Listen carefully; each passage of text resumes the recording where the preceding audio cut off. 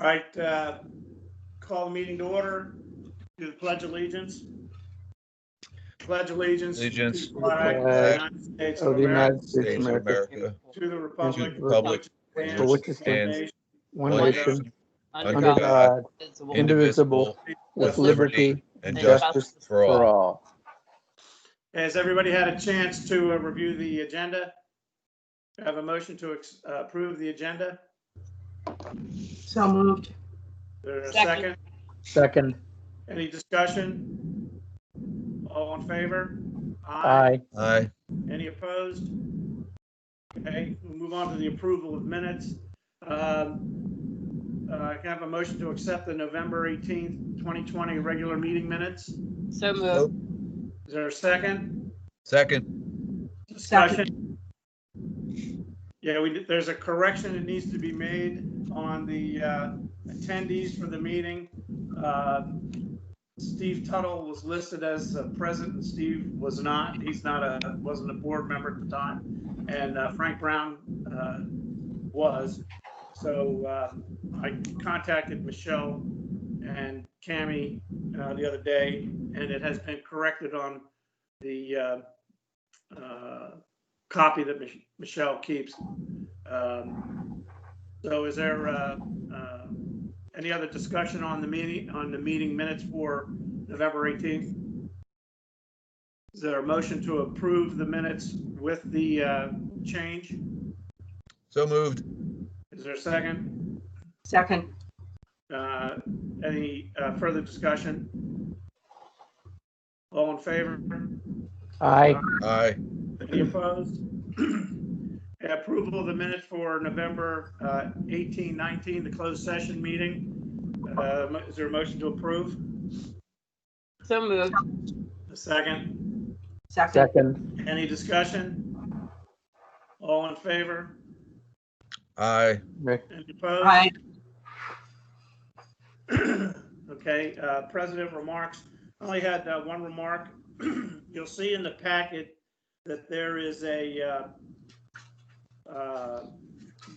basically an affidavit from Chesapeake Atlantic Coastal Bays Trust Fund regarding the Jenkins Point and Osprey Point project that we agreed to sign a letter. As part of that process, they require that we have a board meeting where the information was made available to the public, and that the public have an opportunity to comment on the project. Now, if you remember, this project is, it's not to do the project itself, but the grant that we are applying for is for the funds to do the engineering work. So that the letter of approval from the board has been sent because it was due on the 16th. After today's meeting, unless there's objection, we're going to go ahead. We'll go ahead and get this affidavit form filled out and sent in. So that's the. So that will be a brief discussion during the new business section, and if there are any community members online, they have an opportunity to make a comment on this issue also. I checked with Josh Davis, and we have not received any comments from the community at this point. If you saw the invitation to the community, Josh noted that they should send comments to directors at oceanpines.org. We haven't received anything. So that's all I have. John? Okay. GM report. GM team report. Okay, so just go slow there. So there's a picture of our racket sports club and some of the work we're doing there. So next slide. We are doing a lot of work on the fences at a really good price. It's long overdue. I know everybody's happy there, and from a safety standpoint, good job to all that's working on that. I know they're all pleased. Next slide. I just wanted to throw this in there. It reminds me of Ocean Pines and why I moved here. This is a beautiful picture that I found on the Ocean Pines forum from Joe Reynolds, who always has really nice pictures, and it just made me feel good. wanted to share it, show his picture with everybody. Next slide. Okay, so today, most of my report is going to be about the budget. It's budget time. There's a lot going on this year. I'm going to get into this. I'm going to talk about budget. Budget binders were completed yesterday as committed to. It was team effort, finance, a lot of the heavy lifting. The binders are here for anybody that wasn't able to pick them up yesterday from BNF and the board. I'm going to give you some highlights today, an overview of what you can expect. And with that, I'm going to get into the slides. Okay, so can you just go back to that slide, please, Michelle? Okay, so let's go with this one. So obviously received guidance from BNF in September, the September time period. As usual, and per our scrolls, prepare bottoms up. Department heads had plenty of input. I know, in fact, as usual, and since I've been doing this, and even on BNF, plenty of input, and you'll see this, and it'll all be discussed. I had the team review initiatives with BNF over the last several months and guidance, and to communicate what we were looking at. So pretty much, if not everything, and the initiatives have been vetted with BNF, and I'll give you some highlights today as far as how it affected the budget. This is a proposed working document more than ever this year. There's a lot going on. This is probably the first time we've done a budget with the pandemic, right? Okay. So working documents were available distribution. Okay, so I just want to highlight these words and make sure everybody understands it. And we will work through this, and we will work through it during the BNF week 6, 7, and 8, and then the board meeting. Everything will be spelled out. Everything is spelled out. But there are challenges. There's variables this year. There's variables that we've explained and that are all presented in there. There will definitely need to be decisions made at all levels. There are options. We have options that I put in there, options that can affect this assessment based upon discussions that I believe we will have and decisions made, all right, especially at the board level. There will definitely need decisions. I have broken some stuff out independently, and some is embedded into the financials, like every year. But there are numbers, there are initiatives that we've highlighted separately and different options, because I really believe we need to fully understand it. And that was the best way I felt we could.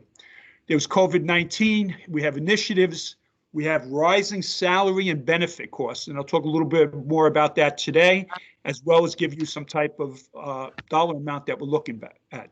We do have PPP favorability, and I will highlight that. I was tasked, I was requested, the board asked me to do a forecast. As you know from the beginning, I felt during the pandemic, it wasn't easy without a playbook to go through this. The team, myself, we vetted it with BNF. We will show you a forecast. We needed a forecast for the budget binders. We have one. I'm going to talk to you about it now, and I'm going to put it into perspective. Next slide. All right, so the first place to start off with, where are we now? We're in the 2021 year. I was requested to do a forecast. Of course, I did it. The team did it. I'm going to give you some highlights. So we were, and in fact, the last time I reported numbers, we showed a favorability overall operating profit somewhere around $1.2 million. I've explained to everybody we have a lot of work to still do this year that we put off because of the pandemic, and also to see where we were with cash. So with that, here's our best shot at a forecast. Again, when I started this a couple of weeks ago, you know, that was before there was ever an announcement of a vaccine. So things are changing. The governor is changing weekly, but here's where we're at. And this is what we're going to start with the budget. Okay, so the administration has $1 million of favorability. Well, we all know that's mainly the PPP, which was $1,143,000, and that's where we booked it. Okay, so now these numbers are versus budget, right? So Aquatics, in that $650,000 favorability, Aquatics is coming in unfavorable to budget, $270,000. Okay, that'll give you probably a total for the year, since Aquatics had a negative budget of 110, somewhere around 380. Keep in mind, because of the restrictions, right? At one time, maybe we were at 25% capacity, 50% capacity, but we did have that amenity open all year, and it was the right thing to do. Beach parking came in unfavorable, $202,000 versus budget.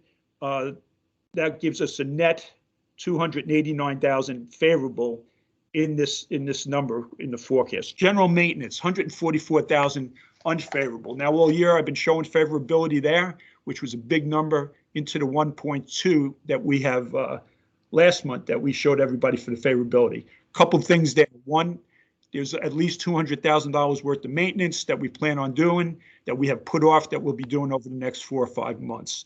Eddie's team, he has it all broken out. We've discussed it, and that's something we'll be working out. But that would have just brought us to somewhere around budget, or even a little different. What's in here is this. We agreed, and we have as a top priority the drainage, especially the Bainbridge project that's been approved by the board. It's the #1 initiative, and we all support it. With that said, I had to reallocate $300,000, which came out of general maintenance, to the Bainbridge project, so that we can fully fund the work that we have told everybody that's been in the presentations. You all know Kobe's done presentations on this. Vista's been involved, Eddie, and everybody else. So we have that funded. We're ready to go as soon as they get the contractors. So that was a reallocation based upon the board's approval of that. Marinas came in favorable, $63,000. Great job there as always. I guess a lot of bigger boats came our way this year, as our harbor master Ron Fish has told us. Public Works favorable, $81,000. We did have some positions that were open that will be addressed in the next budget. And then other $85,000, a lot of that favorability was golf and everybody else. So there's your $650,000. I mean, anybody can pretty much play with these numbers, but that's where we're at. And I believe that right now that's a good number. Okay, I need that to start. Next slide. Let's put that in perspective.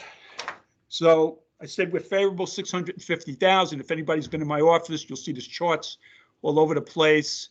And what we did here was the PPP. I want to break it out and show everybody, if we didn't have the PPP or the Affordable Care Act, where we would be right now and what I would be talking to you about as far as a forecast. So let's take that 650 I just went through with all of you, 650,000 favorable to budget this year, forecast. The PPP, well rounded so I can remember the numbers, 1,150,000. I believe the number was 1,143,000. If I back that out, if I back out the approximately 275,000 embedded in the food and beverage numbers, right, that we receive, and if I back that out, if I back out what we received on the Affordable Care Act, which is somewhere we're estimating to be about 125,000, subtract that from the 650 favorability, and I come up with a forecasted loss of $900,000 without the PPP and the Affordable Care Act. So that's where I would have been today, speaking to everybody. All righty, need to know, you need to have these numbers. That's just to put into perspective. The number you need so far is the 650,000. Okay, if everybody's with me, let's go to the next slide. All right, so, you know, the binders are done, as I mentioned. They're here to be picked up. I believe some people picked them up. Josh told me this is another record-breaking year on 12/18. I certainly will go by what he told me on that. So it's all out there, and I believe everybody's going to need time to review this budget. And remember, this is just a working document, a proposed budget, okay? And then you're going to, these numbers that you're going to see there, there's a lot of decisions, a lot of variables, a lot of options, a lot of challenges that we need to address this year. So let me just go through some, give you a high-level perspective. So the following items were key items as we addressed and prepared the preliminary working proposed budget.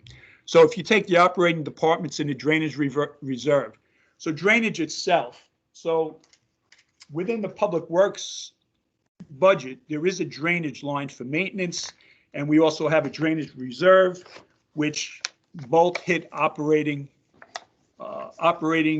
profit or operating expense, and it does have an effect on the budget, okay? So if I look at last year's budget, 986, and I start there, in that 986 last year, there was no money in the 986 for that current year for drainage because we had a drainage reserve, we had money put away, and we had that money budgeted. It was around $500,000-$600,000. So now this year, we have the Bainbridge project.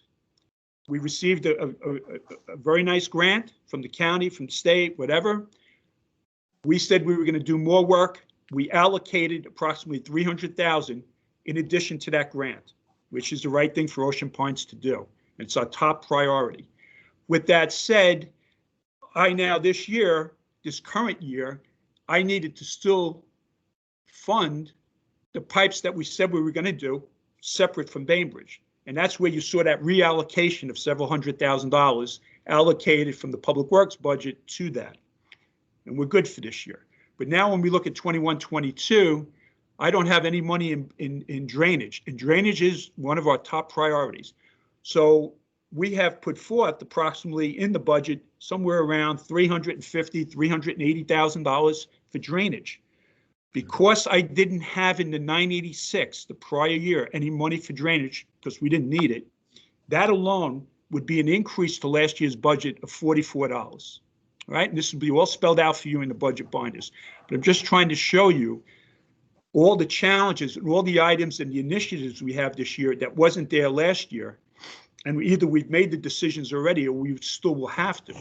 Salaries, medical benefits, liability insurance. Well, everything goes up, and our medical benefits, our liability insurance is certainly going up. From all estimates we're receiving, and a lot of this we do get right at the end, but we're working on it. Steve's working on it. We put more resource.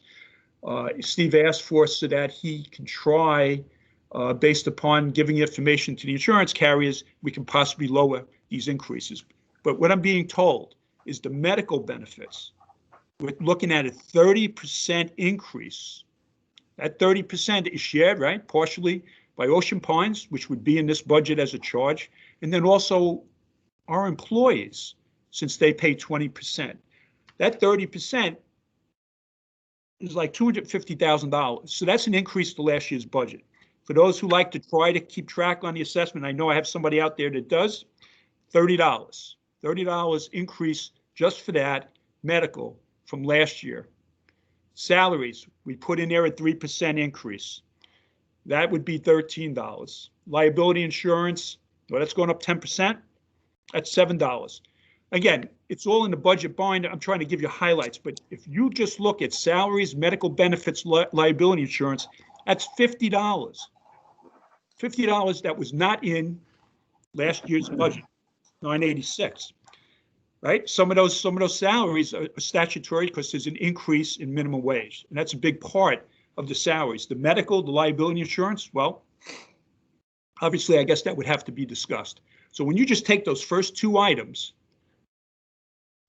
I told you on the pipes, on the drainage, it's approximately $44 increase if I kept the budget the same as last year. There's $44. Salaries, medical benefits, and liability insurance, just a round number for you, $50.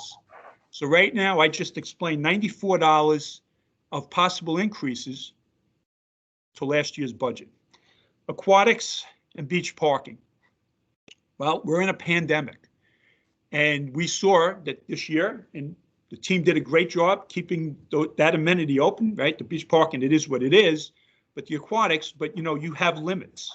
And I guess these limits obviously affect aquatics probably, and rec and parks more than anything. So when doing the budget for this year, the estimated proposed budget for 21-22, the team felt, and again, it was bottoms up, it was department head driven and all that, they felt that aquatics, they wouldn't be able to get to what they budgeted last year because it may take time, even if everything is resolved, for people to come back. That effect for the change in the budget from the prior year is $17 increase to the budget, and beach parking is $15. So if it is true, and again, this is an assumption that people won't come back as quick, that's $32 right now. And again, this is open for discussion. This is certainly something that I anticipate to be discussed over the next couple of weeks. But that alone, those two numbers are a $32 increase also to the assessment. Now, this is a good part. This is a good time for me to take a step back and say this to you. Outside of those pieces and pretty much everything, the instruction I gave everybody was to do their budgets, and I believe I have said this to BNF, and I've said this in other budget, in other board updates, was to do the budget as if there was no COVID-19. There is a separate COVID-19 adjustment that I'm going to talk to you at the end of this. So just to recap, 986 was last year's budget. Drainage and pipes, they were not in there last year. We didn't have to because we had a balance. We don't have that balance anymore. $44 in this budget, just to fund what we need to do, the normal pipes and all that. Medical, salaries, and liability insurance, $50. Aquatics and beach parking, where they feel that regardless of what's going on, it'll take time to get people back, $32.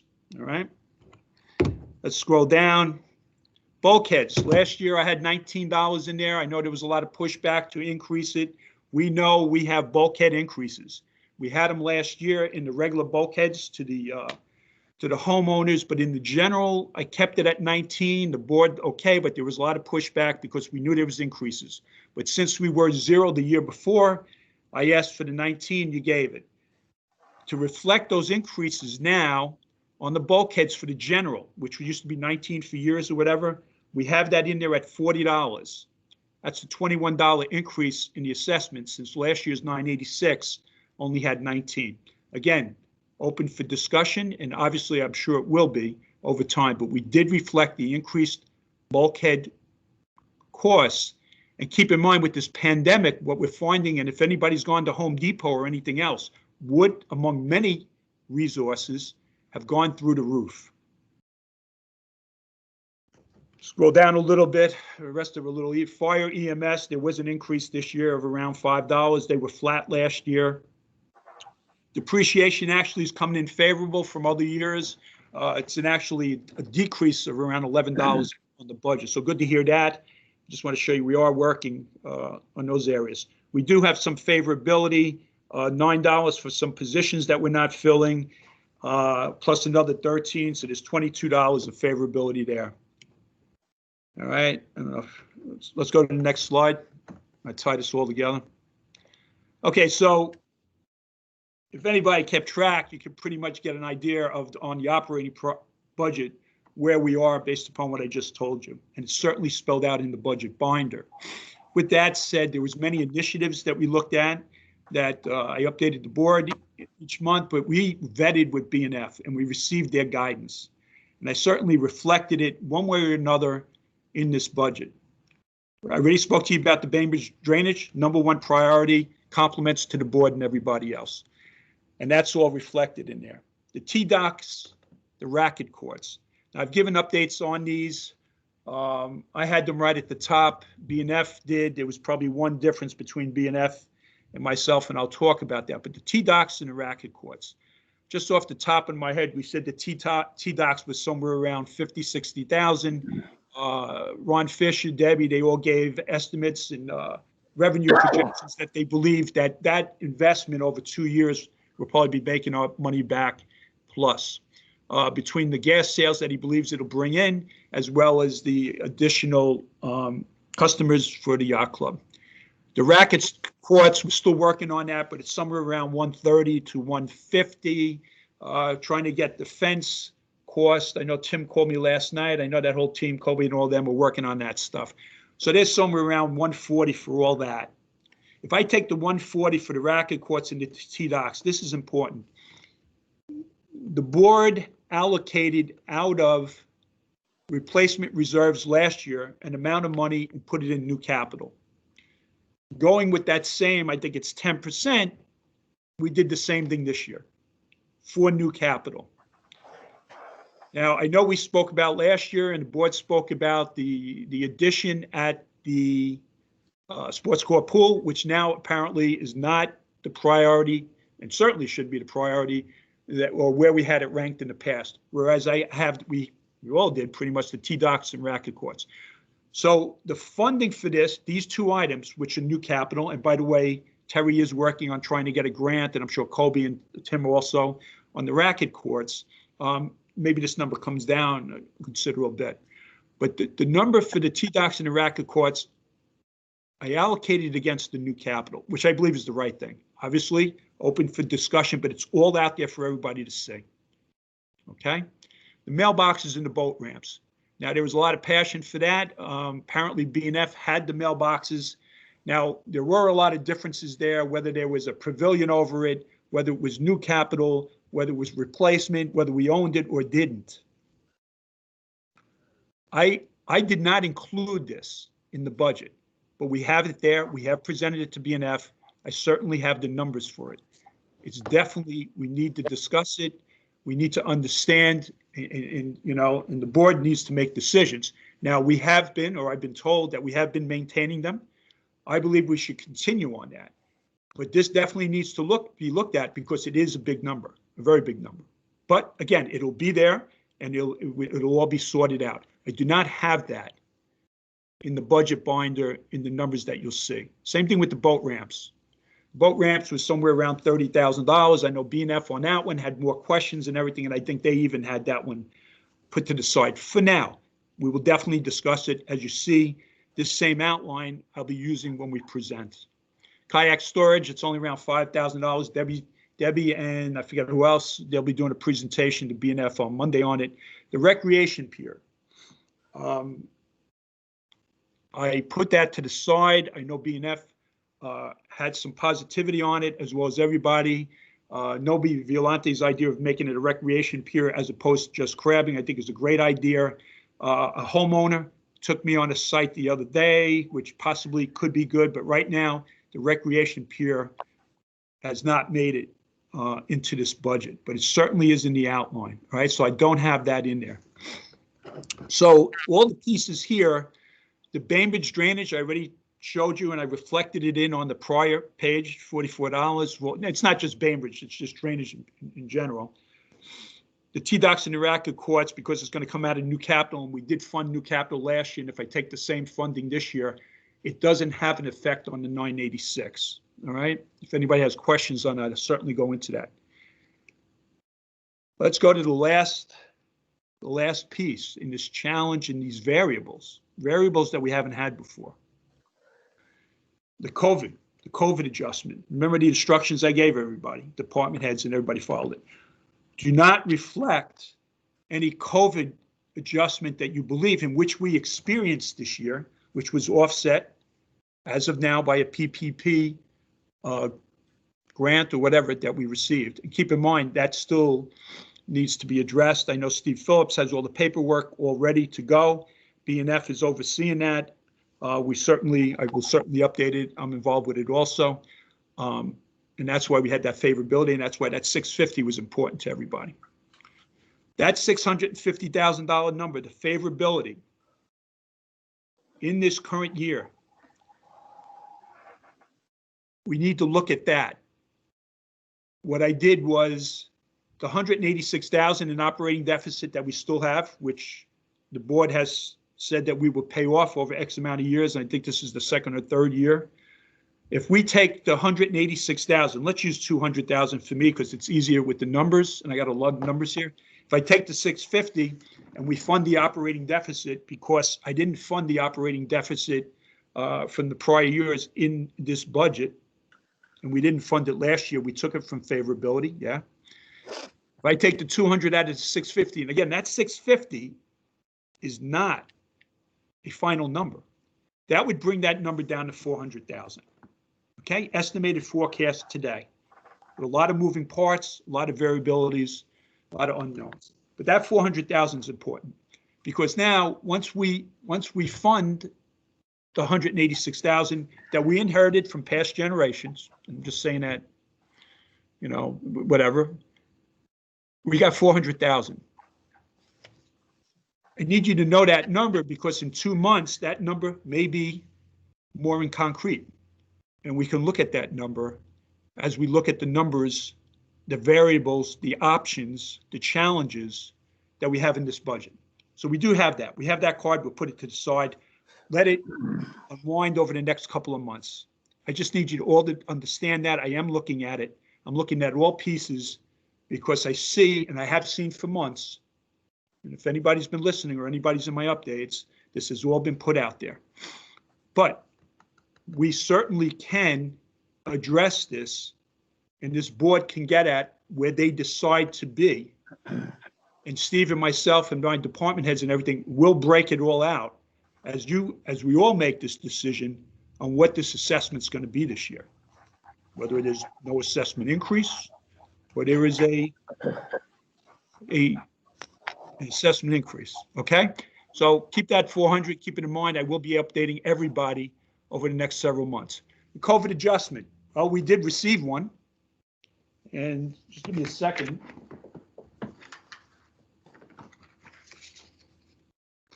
Not sure if I want to put this out there, but I guess I have to. With all the numbers I just gave you, remember I said this does not include a COVID adjustment. A COVID adjustment that would reflect what we experienced this year without PPP. Right? And go back 2 slides, 3 slides. I put a number up there that without the PPP, we'd be looking at right now a forecasted loss of how much, Larry? 900,000. Correct, 900,000. So, there's a lot of other factors in there, but that's just to give you an idea before I read to you. Again, this there's no playbook. There's a lot of unknowns, but like anything else for this budget, we have to quantify everything that could affect us, right? We can decide not to do it, but if we had the same situation that we did in this past year, the team came up with a COVID adjustment of approximately $77 increase to the assessment. So whatever 80 times 800 and whatever 8,456 is, you can see that's probably about 600,000-700,000. That would be the effect on the assessment if we choose to put in the assessment to cover it, right? Not saying you have to. I didn't include it, but it's certainly a challenge. It's certainly something that needs to be discussed over the next 7-8 weeks. Everybody's received the binders. Everybody's received the information with plenty of time. Okay, so that's the pieces. It's all summarized in the binders. A lot of decisions to be made. Anybody have any questions? I know I put a lot out there. It's all in perspective. It's all outlined. It's all there. I just wanted everybody to understand before they got into those binders what they're looking at this year, because as compared to other years, there's a lot of challenges. We certainly have options we have to look at. We have to look at the variables, and we have to have a feeling what kind of stomach we have for this assessment. And it comes down to the board. I'll do my part. My team will do their part. Steve certainly is doing his part. And I believe what it is to break everything out for everybody, to vet everything, to quantify for everybody. But there's a lot of assumptions. If you want me to come in, if you tell me now or at any time to give you a budget with 0 assessment increase, I can do it. But we have everything laid out. Everything will be discussed. I certainly am open to all questions, over the next several weeks. And we will be ready. The team will be ready on the 6th, 7th, and 8th with B&F. All right, next slide, please. If nobody has any questions. Hey, John, hold on. Hey, John, hold on. Doug did have a question. You asked for questions. Oh, I'll take questions, sure. Yeah, thanks, Larry. So John, first of all, thanks. I think you laid it out very well. I think it's well explained. Just one quick question. With the COVID adjustments, is there any consideration for adjusting the revenue projections in the areas that you identified, as another way to look at things that are based on actuals rather than budget? And would that have any effect on the overall budget as you go forward? Yeah, Doug, as a CFO, let me tell you, excellent question. So what we did this year, the year I'm in now, we have raised our allowance at a number that I believe I'm comfortable with, that we all are. With that said, Steve and I just spoke. First, Doug, this is excellent. The other day, Steve and I just spoke about it yesterday. I did not put an increase in there to the allowance account. I believe what we have is good. I still have 2 months to judge, and I know you're all over it with Ruth Ann, to see where we're coming in. But to answer your question, I'm going on, and the way I would address it, Doug, is with my allowance versus lowering the revenue. And the revenue, and I know you're going to, I don't want to give what you're going to tell everybody, but it's kind of coming in okay. But the answer to your question is, I don't have that reflected. I'm hoping that the number we have in our allowance account could cover it, but I'll certainly know more in the next 2 months. All right, thanks. Yeah, no, it's good. All right, so enough with numbers. Obviously I have a besides question, John. Frank, yes. Okay, so just in terms of general thinking, the $900,000 that we got as a result of the PPP and Affordable Care Act. So wait, I'm sorry, Frank, and I apologize. So we got $1.5 million. We got $1,143,000, which we received, right? The Mad Art companies for food and beverage got somewhere around $275,000. We got an Affordable Care Act of around $125,000. So we got about $1.5 million.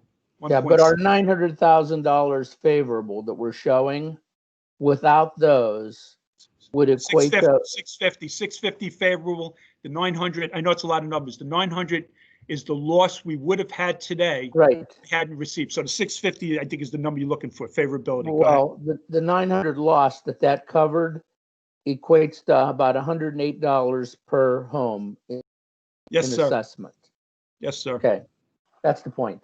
Yeah, and I got that in my notes. That Frank, well, again, Doug, well done. Yes, sir. Okay. Thank you, Frank and Doug. Okay, so let's go on. Any other questions? I'll answer them. Okay. All right, so now let's get to, we did do other work besides budgets and all that. We completed the team completed reviews and recommendations to the board. Heavy lifting, Michelle Bennett, Steve, Julia, and several others, and myself, on the waste services and the accounting services. I will leave that to Doug as the CFO. Doug will speak to you about that. We updated him on that, and that to me is the CFO, and Doug is all over it. Okay, I got to highlight this. We got a lot of calls on this, a lot of emails, and talk about the storm on Saturday, December 5th. Did get a lot of calls, a lot of things happened. It was a Saturday. Eddie, and I was tracking the weather and seeing what the weather said, how many inches and all that. On Monday, I was talking to Eddie about how much rain we got, and Eddie said to me, John, the number we received was way higher than what you were hearing. I guess they have some type of special meter down there in Public Works, but he told me that we received 5.7 inches of rain, which was reported by Public Works on Saturday, December 5th. That's kind of like a record or whatever. Eddie also told me, and I got to tell you, Eddie, and they're all over this stuff down there. They really are, in the history. Now I got to hope we remember. We normally get, whatever we normally get in rain for the year, we're already well past it. Granted, I only have a couple weeks left. So it was, a lot of people said it was one of the worst they ever saw there. And look, I'm not making excuses for it. We have the Bainbridge project and all that. And several people that called or sent emails. I explained to him that the board did approve money for Bainbridge. I had Colby do her presentation, the Vista presentation, to the people, whoever wanted it. So we're working with them. Moby, I think, was in that day. He sent crews there. We had crews from Public Works working there. I know Colby went down there. Larry went down there. I went down there. We had the police there because I guess there was some heavy rain going down that hill. So a lot happened that day, but we did the best we can, and we certainly allocated resources to it. And I have allocated resources as far as, department heads or whatever on drainage. We are doing a lot of work with it. There's a lot going on. I mean, Kobe's spending a lot of time on it. So is Eddie. All right. Started Ocean Pines Academy and board onboarding initiatives. I've been tasked by the board. In addition to, as I reminded them, managing through a pandemic, I have been tasked to put together what we now call the Ocean Pines Academy, which I'm hoping 80-20%, I can use some of it for board onboarding initiatives. I believe it is important. I've put together a team, a leader. I am on it as a team member. The leader is Julie Malinowski. I can tell you, and anybody that's already worked with her, she's doing an outstanding job. So hopefully I get a raise next year. Outline and timeline prepared and approved. Video and/or in-person meetings to be addressed. Next steps, meet with the departments. And she's got that all up there. All right, the last two at the bottom, that should have been a separate section. Apologize on that. but I just wanted to update. I've given you a lot of information the last 2 months on racket sports, a lot going on down there. I mentioned earlier the fence. This fence apparently I've been told for the last 8-10 years. Great job, getting a lot of good feedback from the tennis community, the team down there.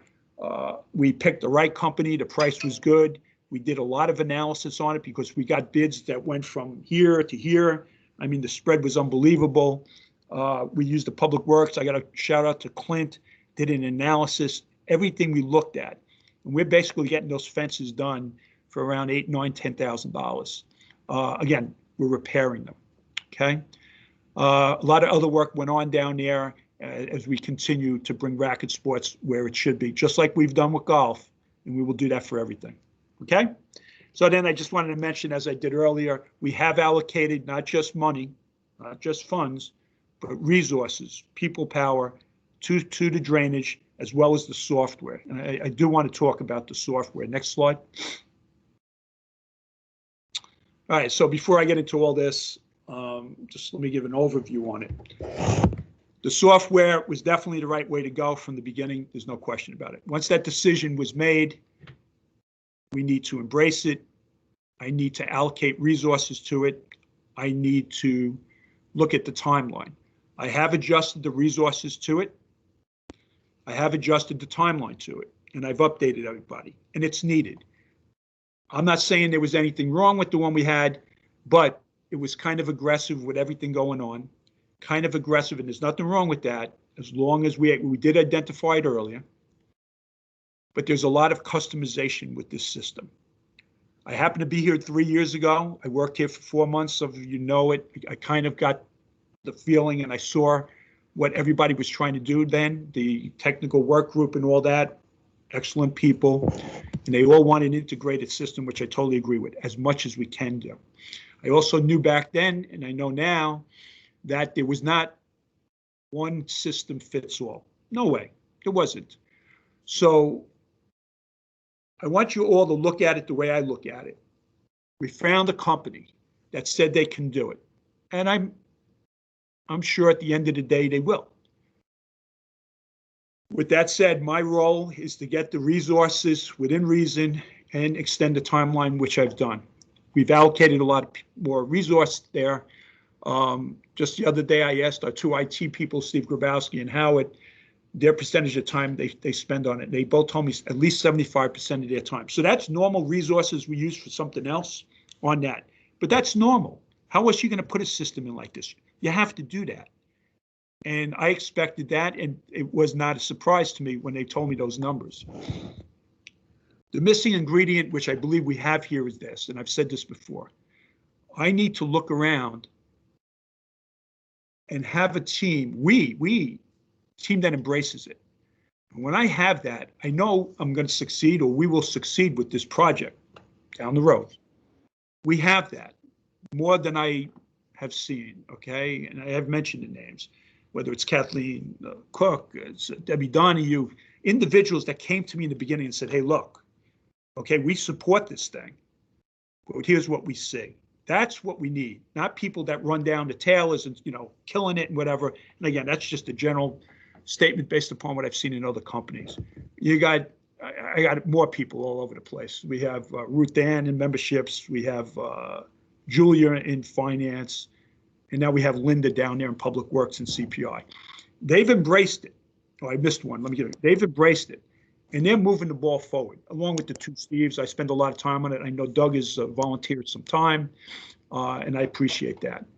Food and beverage has embraced it. Ralph and I have talked a considerable amount over the last month and a half, where they have put resource. We get excellent updates, all spelled out. Our role, and as I tell our guys, if it's a Saturday, and if anybody was there, I was there Saturday, working. I can't play golf. I haven't played golf in 2.5 months. I have a bad arm. But, Ralph called me in the morning. He texted me. I missed the text, but then he called me. I had our guys on it. I had the 2 Steves. They reached out to the software company. And what happened, which should not happen, was fixed within, 35, 40 minutes. And it seemed to work. I was there several hours. It seemed to work the rest of the day. Ralph was okay. But the bottom line is food and beverage embracing. With all that said, I had to make a change. We are still going forward with food and beverage with the point of sale system in the clubhouse. We will continue to do that. We will have a sandbox or a test bed, whatever Steve Grabowski calls it. It's being set up here where they can continue to test it. What we will not be doing is January, February, is I'm pulling back, we're pushing back, where we had planned to go into the yacht club. We've all agreed, you know, look, Doug's got a lot of experience in this stuff. I had Doug in here, Larry in here, other people. We all agreed, Ralph and I have spoke a lot. We're putting the yacht club to the side. It's a gorilla up there. There's a lot going on. We're going to continue to work at the clubhouse. I almost call that a sandbox where you do your testing and everything. We want to go with the beach club. We got the buy-in, the embracement from the food and beverage from Ralph's team come April, May. And then we'll look at the yacht club, whether it's everybody's right now is feeling September. Well, I have a little different idea than that, but I sincerely hope they are right. The bottom line is we put the resource on it. We're working on it, okay? The one thing that bothers me, well, let me change that. The one thing that's trumped everything else and what I've seen with this system is, and, you know, we're working on it. And if you read the slide, because I'm not going to read the whole thing, I pretty much gave you the overview. I don't understand. We're trying to see, and they're trying to find out. We are working with the top people there. Is something works and then it doesn't work. They see something, a button, a process, and then they don't see it. Or the entire system shuts down. So that has, as Doug and Larry have heard from me and Colette when I give them the updates, that's trumped everything else for me, where I got to pull back, which I just showed you and I did with the yacht club. Until that's fixed, you know, we won't be looking at the yacht club. Now, Doug asked me the other day, what about the other departments? Well, yeah, I'm getting that kind of input from Kathleen and the super users, as Kathleen calls them, and I've heard that term before. And I'm lucky that we have super users. We're lucky, and that's why we'll be successful. So it has happened in the other departments, but it's a little different than when you have, you know, hundreds of people buying food and all that kind of stuff. But here's a perfect segue for me to answer this. I do get emails on the 13th workday. A lot of them, you know, it's usually one person, but I understand. But I'm trying to explain to that person, everybody else, right now, and it will be, we'll get there. But right now, putting in a system like at any other place takes more resource and more time. That we're juggling, well, I don't want to use that word, but we're juggling with everything else, managing through a pandemic. I mean, people are hopping in this place. Any questions on that? I know I put a lot out there, but that pretty much gives you the picture. It's a highly customizable system, which any system that was picked would be. It will cost more. Right now, it hasn't. I mean, the consultant we had in the beginning might have cost more, which I've already presented. But right now, between what we've held back and all the effort, now I'm sure with enhancements there will be some cost. But I can tell you, and again, I wasn't in there when they bought this system or whatever. The number's not scary for what they bought this system for. It's really not. That's me though. But for everybody else to judge, but we have the numbers and we can certainly update as we've done with BNF. Any questions on this? Anything I missed? Anything that there's a lot there, but I need you all to understand it.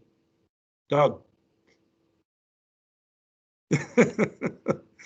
Well, just to sort of follow up to what John's saying, yeah, there's a lot of involvement from a number of different aspects of the operation.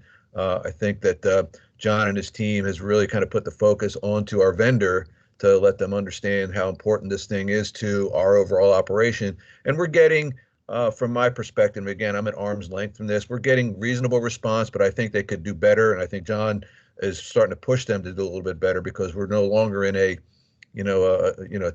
quote unquote test environment. We're actually using it at the clubhouse, and there are some issues. And as John said, there's some issues that come up that say, hey, one day it was working, the next day it doesn't. That's unacceptable.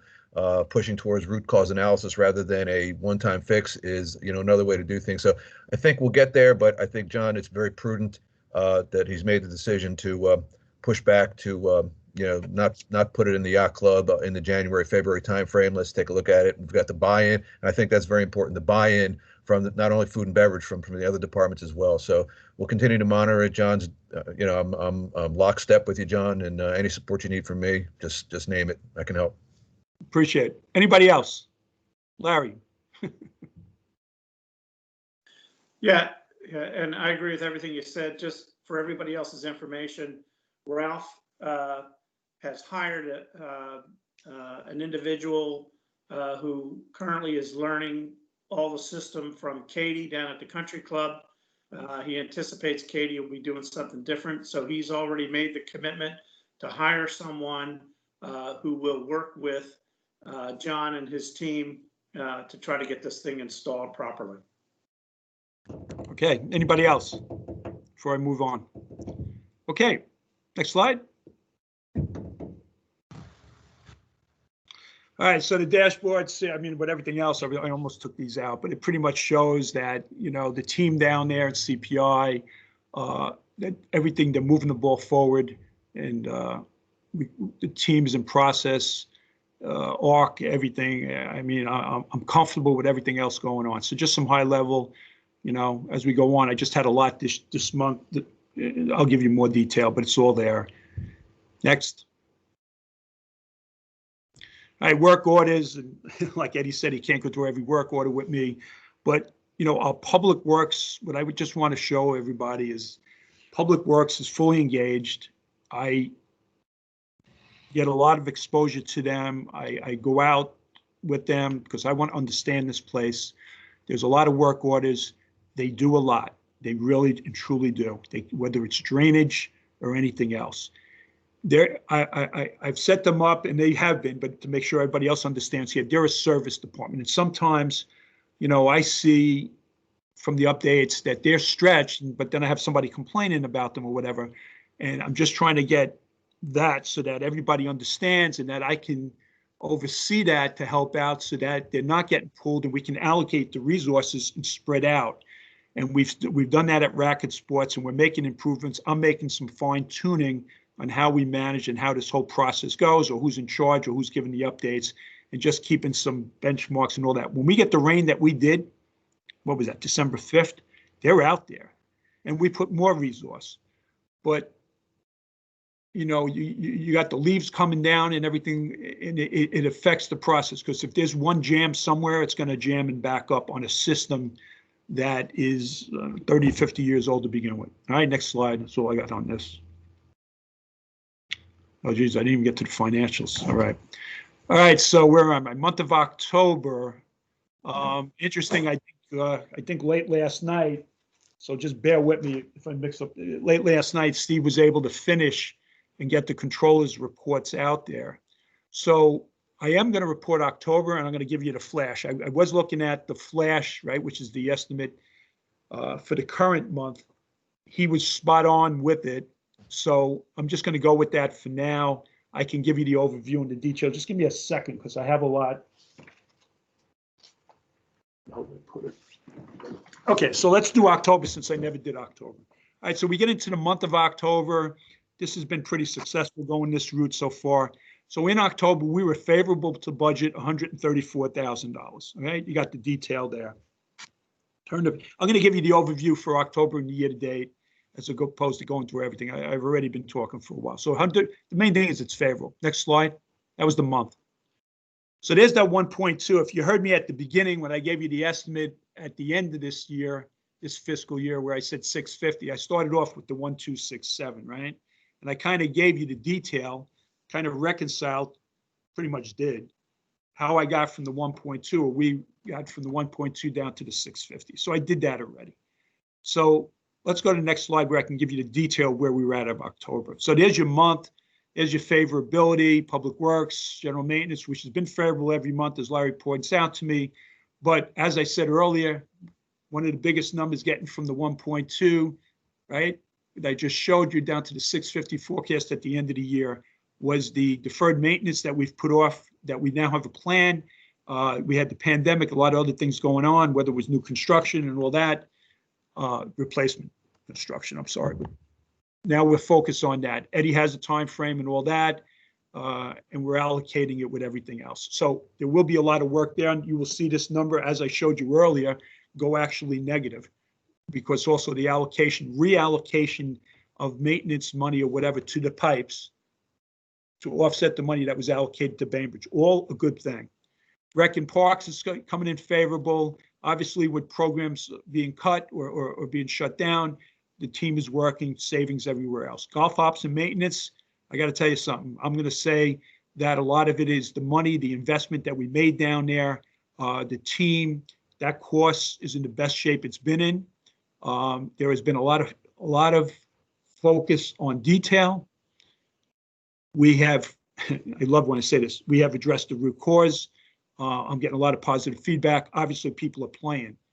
Rounds are up, everything's up, right? Finance coming in favorable. The grill so far is showing favorability. I'd love to see that grill with a non-pandemic. Okay, and I'm not just talking about golf. I'm talking what I envision, what Ralph envisions, what we all envision. Banquets going on when we have golf going on without interfering with each other. We designed it that way. The tournaments bringing in the money for the lunches that go with that, which we lost all of that. Ralph will tell you that in a second. That's all there for us when the pandemic's over. I'm excited about it. I know Ralph is. Beach parking, it's favorable there. The marinas, I mean, whatever's going on. All right, the yacht club, we are experiencing costs, obviously, with the pandemic now. You never know what the governor's saying. So bottom line, we were still favorable, 134. But again, that favorability up at the top, I'm going to eat in a lot of that. All right, next slide. All right, so there's the overall, right? I've been through this. You have it. You can see there's the general admin where the PPP is. The food and beverage, as I've told before, that's embedded in the yacht club numbers and the beach club numbers. But you can pretty much see where the favorability is. Look at that clubhouse grill number. Look at that marinas number. Yacht club is going to, when you see November, you're going to see where that's going to start to, it's going to be affected. The aquatics, we spoke about it, right? The beach parking, what are you going to do? Nobody came. Racket sports, you're turning the corner down there. Let's fix that place up. And you're going to see the same results with the team that you've seen with the golf. All right, turn the page. I gave you October, all right? So here's your flash. And I believe Steve either sent out last night. It was on my, pretty sure he sent it out last night. But I got the finals. It is the same. So for the month of November, we're favorable $88,000. So everybody's going to say, "Whoa, we were expecting, the losses to start up," and they will. I mean, I hate to say it. I don't want to be the one to say it, but they're coming. The yacht club took a big hit for the month of $87,000. So you can see that number that I just showed you before for October year to date, where they were favorable around 90-something thousand. That number is going to come down to a forecasted number at the end that's probably going to be around flat. Again, who knows what's going to happen over the next couple of months, right? So I mentioned yacht club, marina is looking good. Aquatics is starting to, I showed you some big numbers there, but they are doing some cost cutting and everything. They were favorable for the month, doing everything they can. Rec and Parks, favorable 30,000, a nice number. And golf's coming in pretty nice. Okay, so that's the forecast for November. You received so what do I have? November, December, January, February, March. I got 5 more months. You can see over the next 5 months where we're going to be at the 650,000 favorability. Going to eat up about 600,000 from where we are now. But I've explained to you a lot of that is the maintenance that we didn't do, right? That was in the budget. The $400,000 that we're going to reallocate to drainage, which is a top priority of this board and everybody else. So that's a big piece of it. And maybe that 650 might be a little light. Any questions? It's a lot, but you now have the whole perspective on Ocean Ponds in a year that it's a challenge, but I tell you, I think we're all over it. That's okay, it if there's no questions, John, is that it? That's it for me. Oh, one other thing that I mentioned with a variable and an option. Keep in mind too, we funded in this budget around $325,000 for roads. Some may say that I can allocate that money to drainage. That obviously would be, and then you do no roads work. That's an option too. if we don't have the stomach for the numbers that are being put out there. So I just wanted to throw that in there too, but that will all come out. All right, that's it, Larry. Sorry about that one. All right, Doug, treasurer's report. Okay, thanks. Next slide. We're at 1.0% rate of return. It was the same rate of return that we had last month in September. So fortunately, we're still realizing that percentage. As compared to last month, we're down to 12.5 million in cash. We had 13.4 at the same time last month due to expenses associated with some of the operations. And again, as you see on a monthly basis, the breakdown of that 12.5 million into the 7.1 in CDARS and 5.4 in other financial vehicles. So next slide. As I've done every month, we're keeping track of the assessment collection. So through, unfortunately, this graph is not correct. It didn't make it into the thing. The current, let me pull up the current graph for you. Well, in the interest of time, let's just say I have the numbers for November. Right, the numbers for November show that we've collected to date $8.759 million, which represents 96.1% of the budget. But also, as I report every month, that 96.1% represents a $366,000 shortfall against the budget monies that we plan to collect on assessment. So we're doing pretty good. 96% is about where we usually end up, hopefully closer to 97, 98%. So continued payments of the assessment will certainly help us through the balancing of the budget and the finances that we have. Next item. So we've looked at our reserves over the year. Again, as we started with the beginning of the fiscal year, a balance of 5.6. You'll see where the number of transfers have happened, and that we're now down to a balance of 6.9 million in our reserve, and that's due to some spending that we had this past month regarding replacement reserves and the like. So we're still trending the way we expect to, but again, that's a $200,000 less than we had last month, but it was planned expenses. Next item.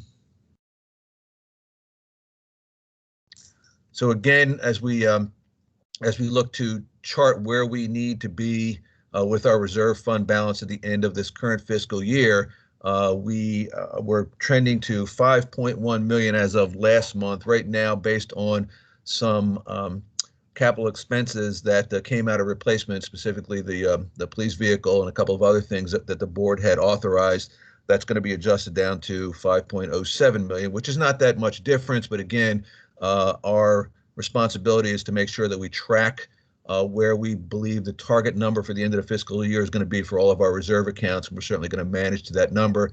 As I said, we'll continue to make sure that we look at all of these expenses as they're authorized by the board and make sure we manage to a reasonable number in the reserve so that we can plan for the next fiscal year coming up. Next item.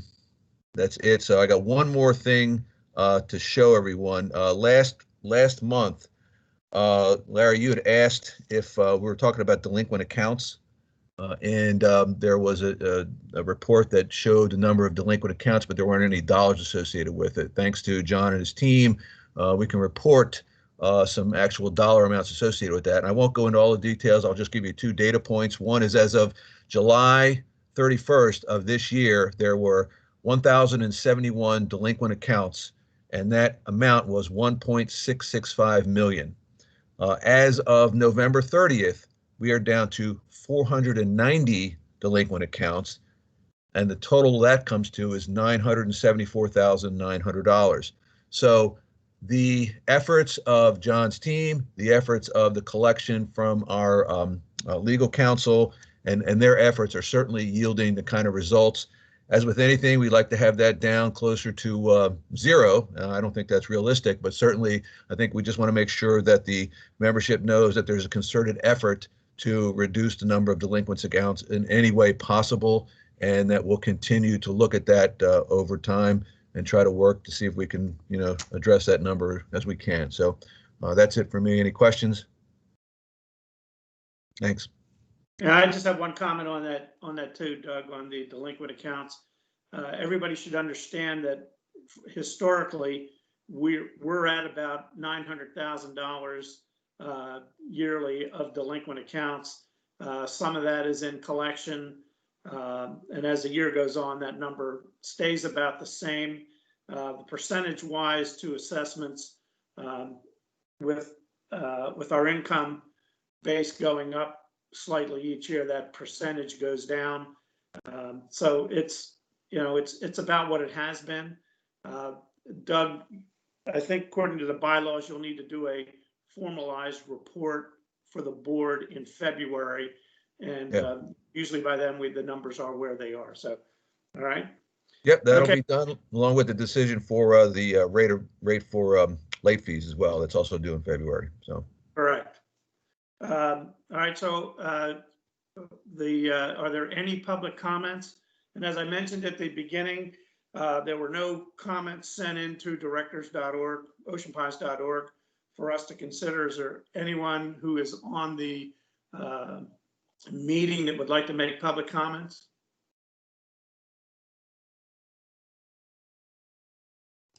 If somebody's got their hand raised, There's a you couple want of, to unmute your mic. Is that me? good morning. My name is Frank De Laurentiis. I live on the south side. I'm here with my sister-in-law, Linda, on the north side. And my question is, how does this Bainbridge Frank, I need your address, please. 22 quarterstaff? Thank you. Go ahead. Again, I'm here with my sister-in-law, Linda, who lives on the north side here 52 Burr Hill. at 52 Burr Hill. And she's had terrible flood problems over the last couple of years, getting 3 to 8 inches of water in her garage. And I'm wondering, this Bainbridge project, how will this project affect the immediate area, and how will it affect Ocean Pines overall?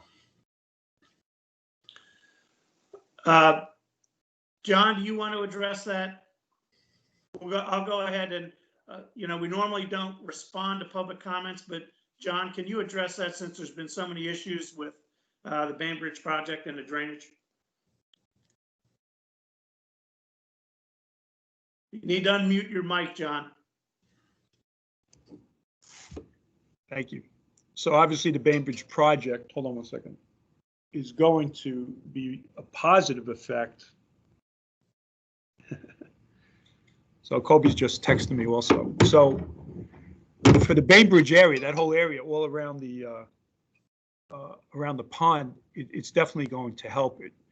They're doing work with the pond that will have a big plus to that area. Kobe has a presentation, sir, that she has given to other people in that area as they call in, and we set it up. And she has worked, we've sat down with the people and showed them exactly what we're going to be doing.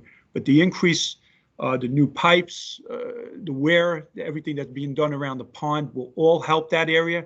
I can't guarantee that it's going to be perfect, but to answer your question, it certainly will relieve some of the pressure and everything down there. I mean, between the grants and the money that this board has put aside for it, if you want to put it in perspective, it's $800,000 that's going to be put to work down there over the next 6 months. Thank you very much. Appreciate you taking my question. Yep, and I can certainly, if you call in or send us your email or whatever, if you want, Kobe's very willing to go through the presentation with you or anybody else. She did one this past week with me. Thank you. Alrighty. Are there any other public comments?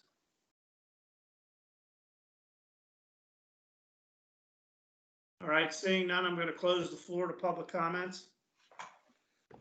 Next part of the budget is capital purchase requests, and there are none. And now to the long list of CPI violations. So, hold on one second.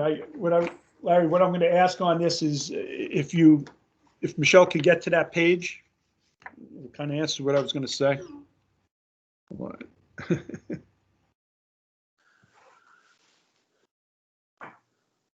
Where am I? All right, so I'm sorry, somebody's texting me. So This is a list of the CPI violations. We've had them. We spoke to the lawyers spoke to us. You can see, instead of me reading each one, I'm hoping that you see what the issues are. And it's mostly, I don't know, there might have been a run on them because of leaves in the type of year, but a lot of it was roof maintenance in the sense defined as, at least by me, and all the pictures that I saw was leaves and other material, branches and everything that are on the roofs. This is the type of work I'm being told we can do. So I'm just looking for the board to give approval so that we can send Public Works to do this work, which our attorneys have already looked at and said it's something we certainly can do. I just need approval. At least that's what I'm being. So let me ask you a question, John. What do you estimate the cost is going to be to Ocean Pines to do the roof maintenance work that you're talking about, understanding that we should be able to tack that onto the assessments for these individual homeowners? Yeah, so I have a lot of people help me. So, and you're right, Larry and Michelle just came in. I got Obie and Michelle texting me and helping me here. So the cost does get allocated to the property, which we all know, to answer that. As far as a definitive number on that, I would guess a couple $100, but I certainly can get back to you with that, Larry. I haven't quantified it, but as you know, that gets allocated back to the property. So you're looking for a motion from the board to authorize use of Public Works to go ahead and do this maintenance? Correct. I have a question. Yeah, Doug? And what? Find them, FINE. And you also have to find them for this. Okay. Doug, you had a question? I mean, it's what we've had in the past, Larry.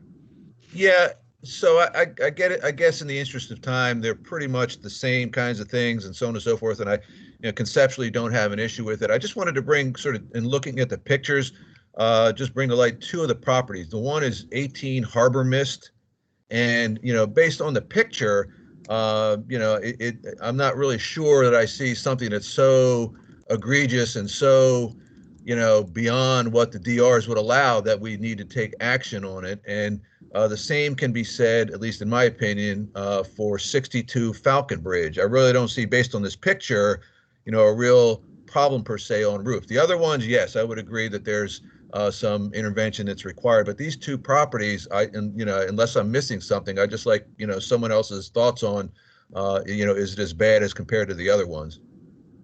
I think it's a lot of moss and algae or whatever the term is for that stuff, but I'll definitely get you an answer, Doug. I have a question. Does my mic work? Yeah, you're Tom. Go ahead. All right. So do we have, because this is what I did for a living for a long time. The one with the moss all over the roof. Do we have the ability, and does our Public Works Department know how to get moss off of a shingle without screwing up the shingles? Because what I don't want to do is incur more cost by having to replace somebody's roof because we went up on there and tried to take the moss off the wrong way and end up damaging their shingles. Yeah, I will get a definitive on that one also, Tom. I mean, to me, it is the chemicals and stuff. I've seen this before, but I'll get you a definite answer. I completely agree with you. We don't want that. I will get an answer on that, but Yeah, because my opinion is with taking debris out of a yard or something, that's an eyesore, I understand. But when you start working on the physical portions of people's property, roofs, gutters, things that can be easily damaged by walking on them, sliding off of them, putting a hole through them, we get into a whole new liability issue if they just come and say, oh, now I got a leak inside my house. You guys were on my roof. You need to replace my roof. Yep. I just want to make sure that we're careful of that kind of liability situation. Understand. We'll go. Yep. Agree. Okay. Right. And I, John, quite honestly, I agree with Tom. My concern here is exactly what Tom raised. I'm not sure this is the kind of work we want our Public Works people doing. Anytime you're going up on a roof, we're creating a hazard for our own people. And Tom's exactly right. Removing the moss is a problem. So before we, my recommendation to the board would be that before we approve this, you come back with a better plan. And I would suggest we probably should get an outside vendor to bid on doing this work. And if there is if there's an issue, then, it's an issue for that vendor. If they do something improperly, then it goes to their insurance company and not ours. If one of their employees falls off the roof, it's their problem, not ours. Yeah, and there are companies that do this. We will certainly do that. That's fine with me. Yes, I know they specialize. So yeah, Larry, I agree, and Tom, I agree with everything you said. I think for the right reasons, we should probably take another look at this. Would it be appropriate for us to send a notice to these individuals saying that your property was brought up before the board for discussion based on roof maintenance, and we are, if there's something that you want to address by yourself, please do so. If not, we're considering other options. At least inform them that their property has been at least, I don't want to say targeted, but identified as something that might be in violation. So as you see on these sheets, they do send several letters. They do send several letters. Right. Let me talk to Eddie, and we'll take care of it. I hear everything you're saying. We'll take care of it. John, come back to us next month with a better plan. Yes, sir. Yes, sir. We definitely will. I got it. Thanks. Any more questions on the CPI violations? Nope. Okay. Let's move into unfinished business. We have a second reading. Camilla?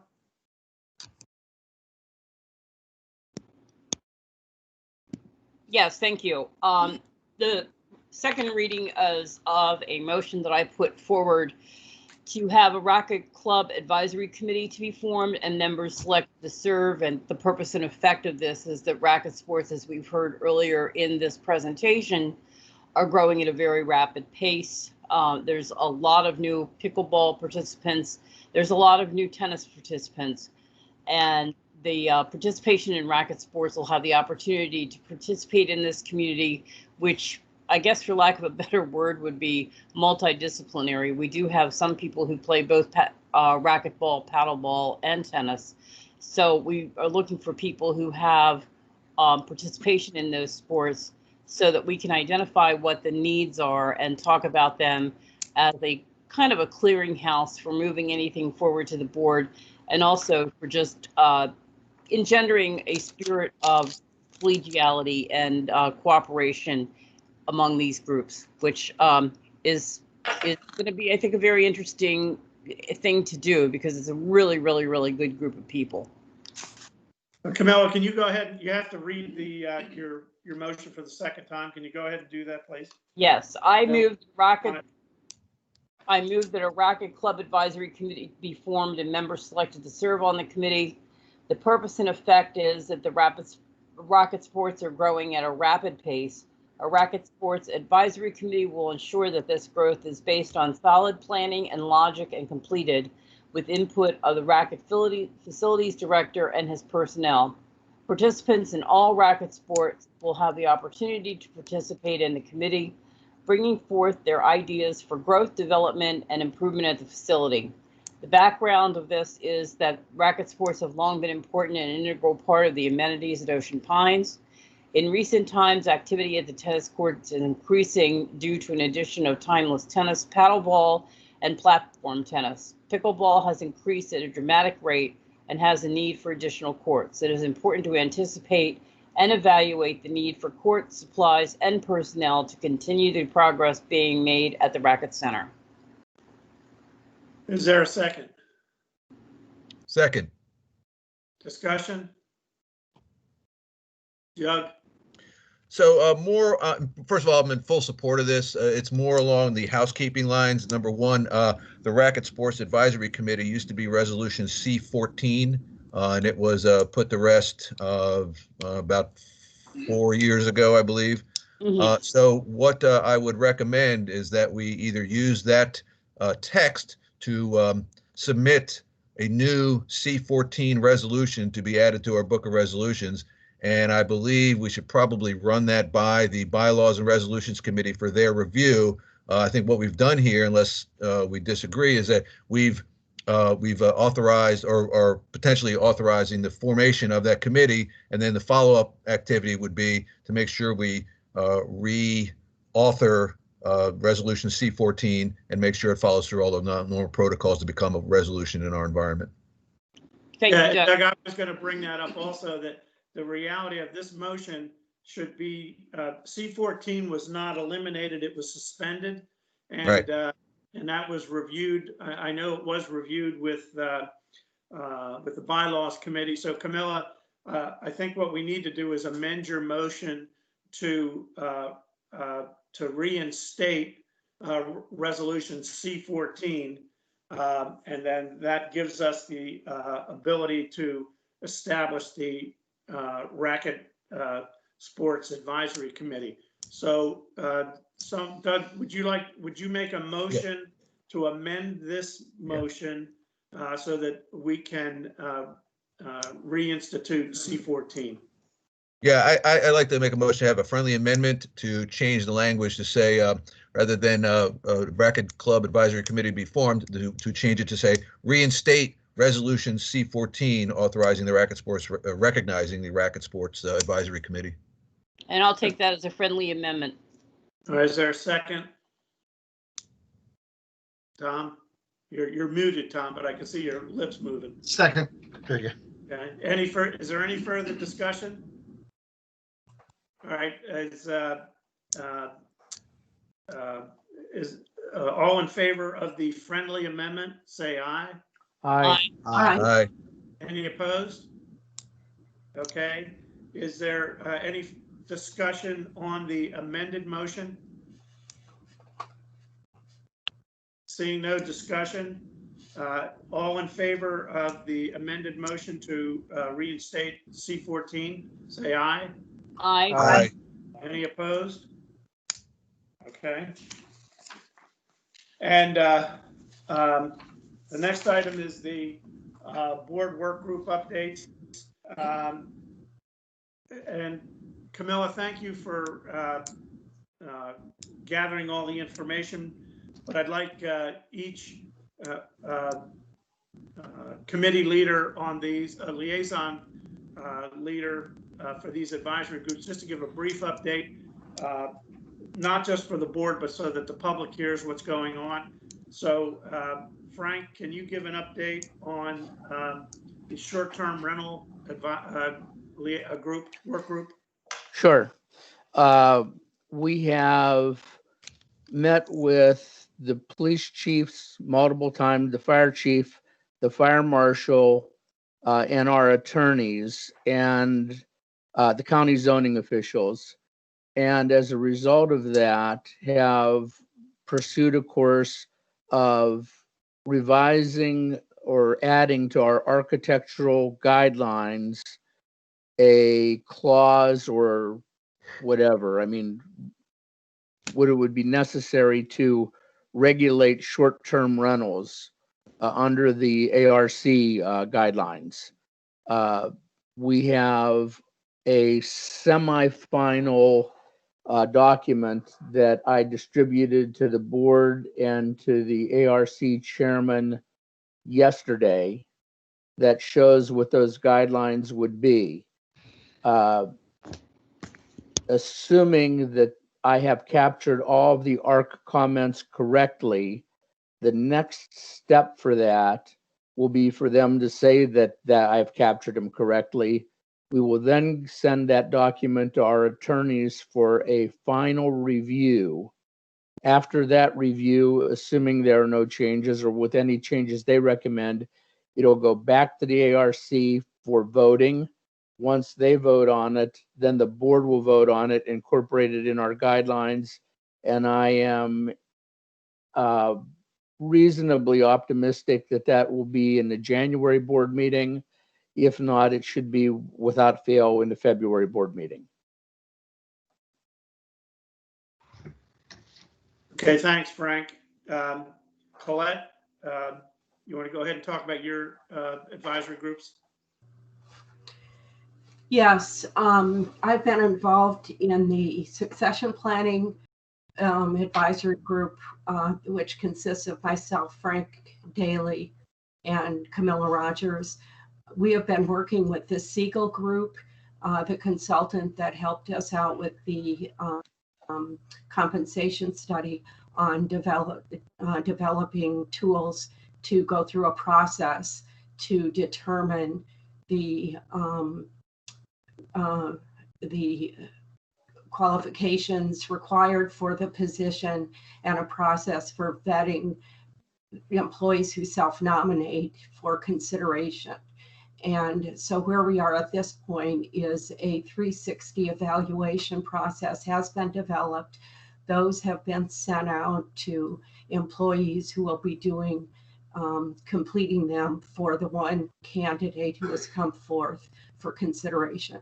And that process should wrap up in January, so we should have some further information for our January meeting. I've also been involved in the Human Resource Policy Work Group. There's a motion before us in new business that will reflect some of the issues that we're considering. But what we've been working on is filling gaps in our HR policies related to sick time, severance package, and vacation time use.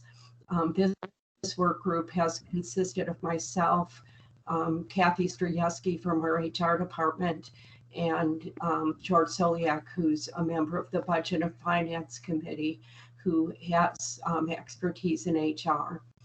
The third work group that have been involved with, has to do with the text amendment to authorize the ability for us to have electronic signs and other signs within the community. Currently, signage within the community is not permitted by county ordinance. The signs that we do have, of which there are 13, were grandfathered in, but the board approved looking into the possibility of replacing some of those signs with electronic signs that will support rapid updates, particularly for public safety messages. And so where we are in the process at this point is the text amendment has been written. It was reviewed by the County Planning Commission. They agreed to send it on to the County Council for consideration. County Council, I believe, will be doing initial administrative review next month, and then the following month we'll be voting on it. At this point, the proposal is that of the 13 signs that we currently have, 3 will remain, and there will be the option of 3 additional electronic signs that will be placed at key points in the community. Those are the 3 All right. that I'm involved with. Okay. Doug, you want to go ahead? Yeah, I'm involved in 3 work groups. One is the Bainbridge project. Rather than beleaguering you with all the additional details, that information has been shared with everybody in John Viola's report. We are waiting to hear back from the state to approve the final distribution of the grant. We'll continue to work with the county, with the Maryland coastal bays, and with Vista Engineering as we start to get some momentum on this. John's team is intimately involved in this. We'll be certainly leading the charge when it comes to operationalizing all this. The other work group I'm working with John on is the North Star implementation. He had mentioned that in his report. We need to do some follow-up with the vendor, extensive testing, and the use of the system and the F&B operation at the clubhouse is underway. There have been some issues that have been addressed, and there's more issues that need to be addressed with regarding to making that fully functional and robust enough to meet the operational requirements at the beach club and yacht club in the future. So we'll continue to stay on top of that.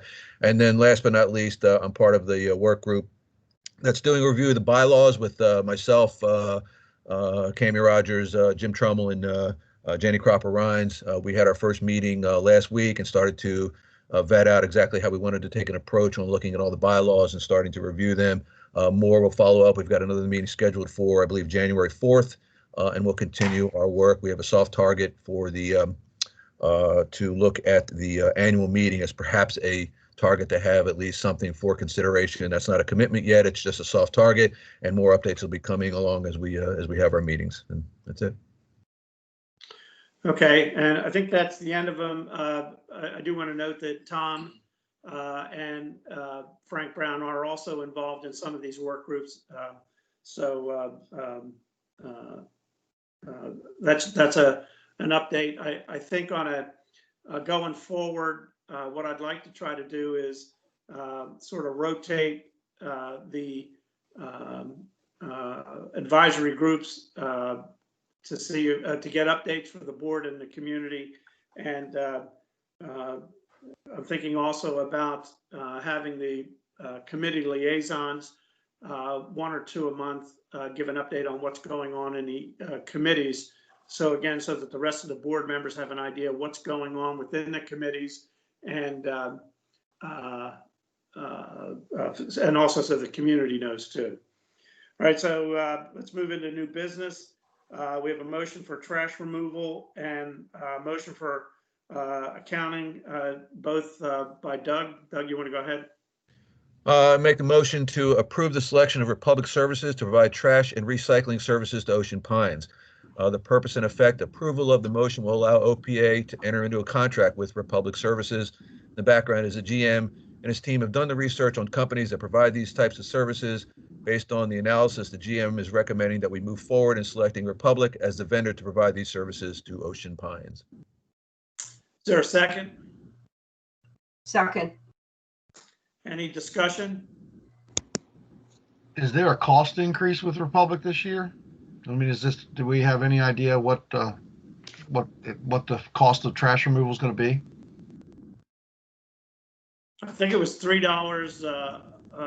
Was it $3 a month, John?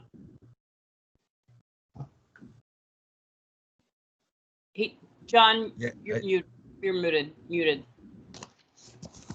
The $3 a month, John? Yeah, I have the paper in front of me, right? So it's around there. Yeah. It was And going to be even with the contract we had with the escalations, it was gonna go up a few dollars anyway. And is the service the same? Service is the same. Okay. Service is the same. The recycle is a little different, but the basic service, the 2 times a week and all that is the same. What's different with the recycle? So as far as I'm talking more about the cost and stuff, where in the past we were able to get favorability, we don't get that anymore. That's what I meant. Okay. Any further discussion? Seeing none, all in favor of approving the contract with Republic, say aye. Aye. Any opposed? Okay, motion passes. Doug? I move to approve the selection of the TGM Group as the accounting firm for the Ocean Pines Association.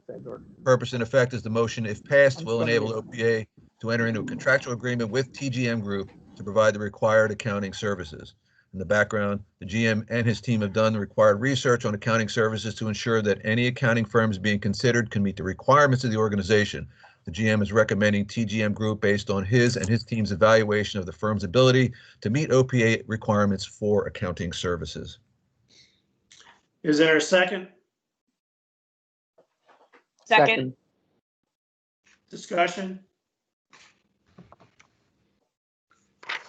Seeing none, all in favor of the motion to approve the accounting firm, say aye. Aye. Aye. Any Hey, opposed? Larry, I'm Yes. sorry. And there is a slight savings on that from what we're paying now, just slight. Sorry. Any opposed? Motion passes. Colette, your motion for on HR policies? You're muted. You're muted. Sorry.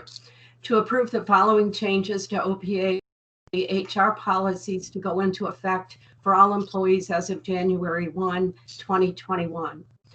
Sick time policy changes are the maximum year-to-year carryover of sick time is 48 hours. Gifting of sick time to another employee is not allowed. Establishment of a severance package policy.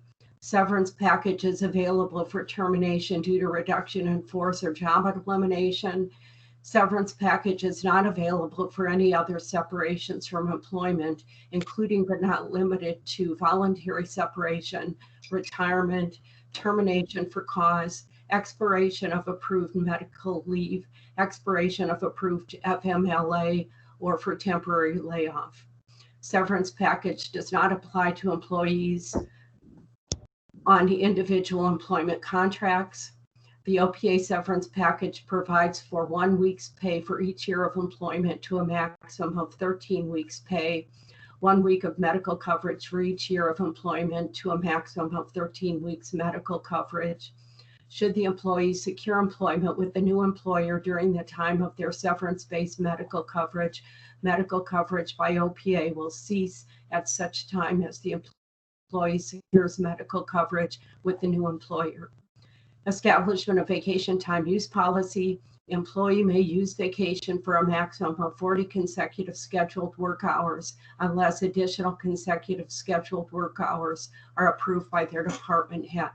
The purpose and effect is to fill gaps in our employee policies.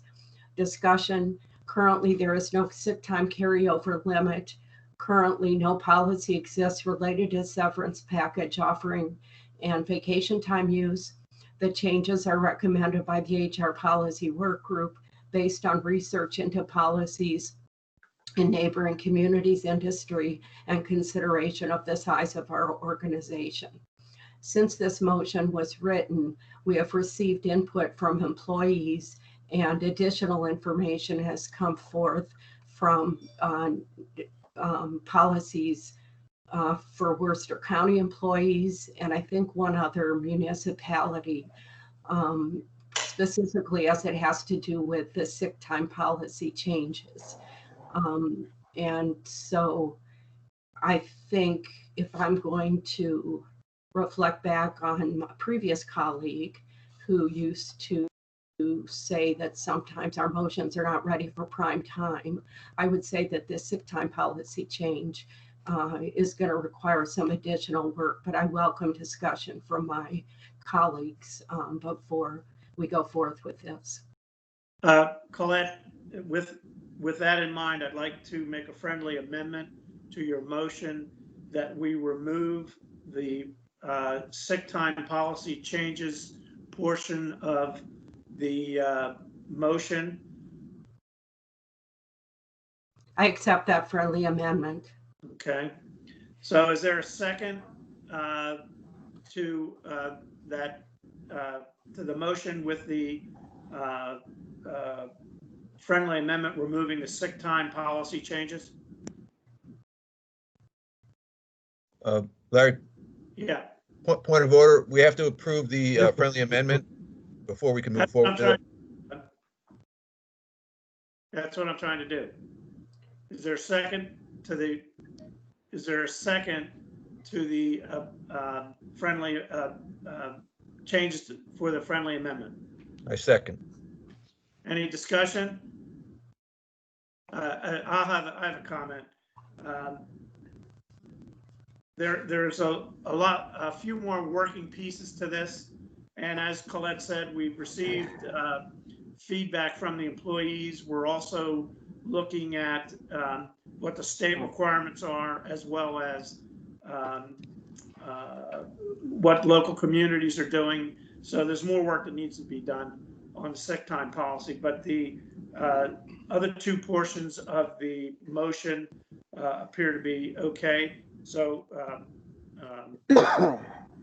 I think we need to have that sick time policy removed, and hopefully in January there'll be another motion coming forward regarding sick time policy. Is there any other discussion? I had raised my hand, Larry, but I think you just answered my question that we'll bring this back in January. Okay. Okay. Any further discussion, Doug?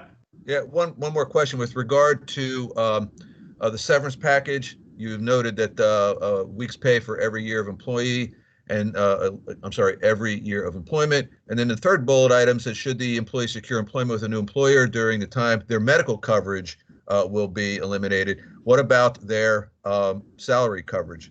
It doesn't specifically say that will be, it may be inferred but I'm wondering if it's better stated that that will also cease with the acceptance of a new job. The intention was that that did not cease with the acceptance of a new job, only the medical. And as, Okay. and I would Glad say you as point- severance packages are paid, the full 13 weeks would, if it was someone who was entitled to 13 weeks, that payment would be fully paid at the initial, shortly after the severance takes effect. Well, then I'm glad you guys said that, because again, I think it needs to be stated explicitly so there's no inference, but I like that approach. I think it's reasonable.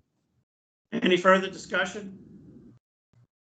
Okay, is there, seeing none,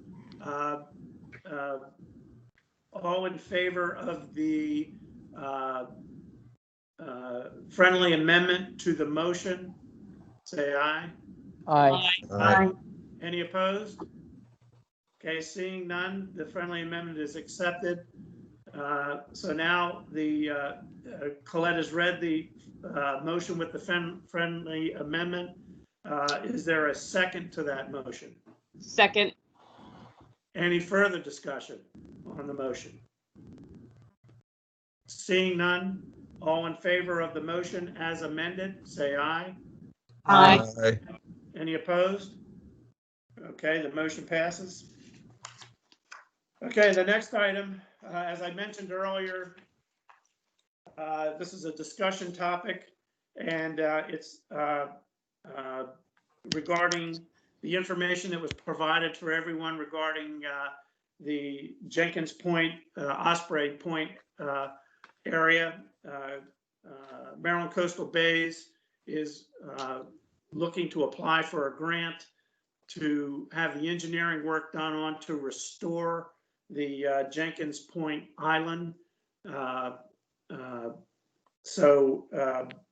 Again, as I said earlier, I have an affidavit to complete. We've given the community the opportunity to make comments during public comments. There were no comments. So I'll go ahead and get that affidavit completed next week, and we'll get it to Kevin Smith so it can be forwarded on with the application that was submitted last week. Is there any other discussion on this? All right, seeing none, we have no appointments, and we have a motion to go into closed session. Doug? At a meeting of the Board of Directors of the Ocean Pines Association held on this 19th day of December 2020 at 9 a.m. via virtual meeting, the board voted to adjourn to closed session for the purpose of matters pertaining to employees and personnel as permitted by the Maryland Homeowners Association Act, Section 11B 111(4)(1), and consultation with staff, personnel, consultants, attorneys, board members, or other persons in connection with pending or potential litigation or other legal matters as permitted by the Maryland Homeowners Association Act, Section 11B 111(4)(7). There's a second. Second. Any discussion? Okay, the only discussion before we go ahead and vote on the motion, we're going to take about a 15-minute break after we close the general meeting. Frank Brown's going to, they got the computer working at his place, so he's going to head on home to continue the closed session at his home. And Doug, you're going to go ahead and send out the invites for everyone to go into closed session.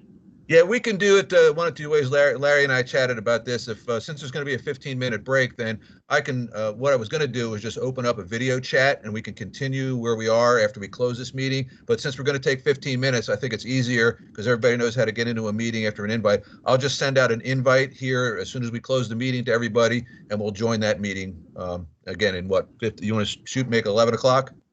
Yeah, let's make it 11 o'clock. That gives everybody a chance for a bio break and gives Frank a chance to get home. All right, you'll see an invitation here in a couple of minutes. Hey, Doug, send it Yes. to my business email, okay? Will do, Frank. Thank you. And send it to my personal one, Doug. Thanks. Okay. Appreciate Any it. further discussion? Nope. All in favor of moving into closed session? Aye. All right. Any opposed? Okay, with that, we'll move into closed session. Thank you, everyone. Thank you. Thank you.